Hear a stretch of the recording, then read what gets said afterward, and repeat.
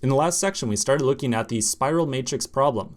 We're now going to continue by looking at some notes on a possible way to solve this. So let's take a look. So this is the general notation that we're going to use as we look at our solution. So the outer box here is meant to indicate the outer array, and then each of these inner boxes indicate the subarray that are inside of it. So this would be one subarray right here with the values 1, 2, 3. Then the next subarray is right here, and the final one right here. And then all three subarrays are contained within this outer array. So with that in mind, let's take a look at our diagram. All right, so this is a nasty thing right here, but it is a nasty problem.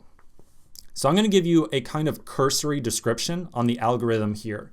I'm not going to try to walk in great detail through every step right here, but if you want to look at these notes right here, remember you can always pause the video and take a glance at this diagram, or all the course's diagrams are inside of the accompanying GitHub repository, which was linked at the start of this course. And so you can always go back there and take a look at these steps right here.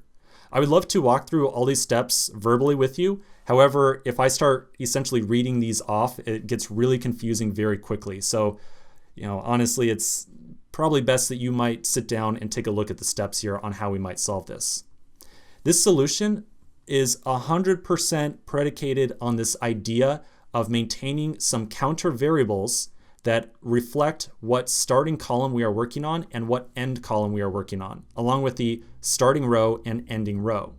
So the idea here is that we are going to have some integer values that keep track of the current index that we are trying to fill inside of our matrix.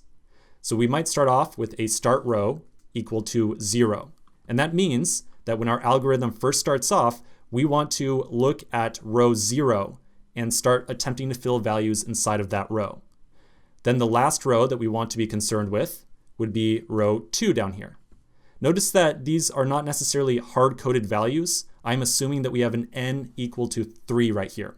So if we had n equal to 2 or n equals 4, 5, 6, whatever, this end row value right here might change. And so you're probably going to have to do a little bit of math to calculate exactly what the end row should be, depending on the value n that is passed into the function.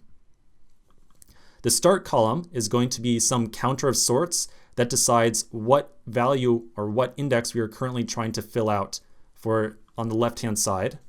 That will start off as 0, and then the end column will start off as 2 as well. So the general idea here is that we're going to make a series of for loops. So here's one for loop right here, here's one for loop right here, and then I did not show the other two for loops that you'll have to make on here. Inside of each of these for loops, you are going to iterate from some start column up to some end column.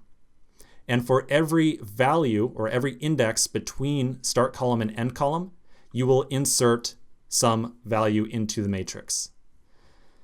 So for example, the very first loop right here, we'll iterate from start column to end column. So from 0 to 2.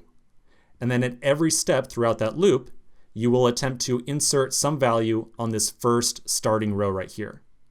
After you have filled out this first row right here, or in other words, after this first loop has completed running, you can then increment this start row value.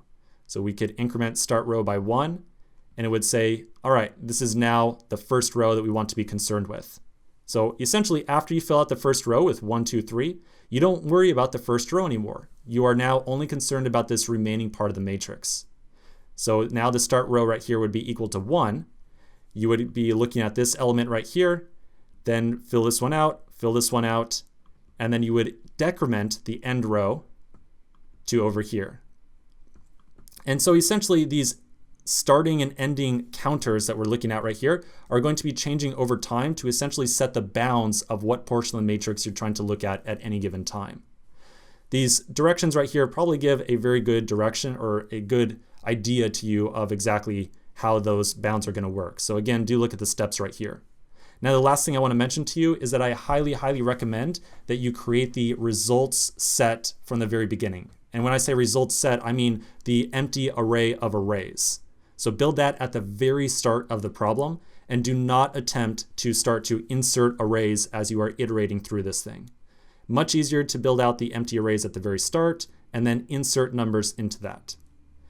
Okay, so I know that this is a very tough problem. It really is very tough, but as soon as you see the solution, I know it's going to make a lot of sense. So I encourage you to give this a shot. Do the best you can, all right? Do the best you can. Come back in the next section and we'll walk through the solution. So quick break, and we'll take a look at this thing again in the next video.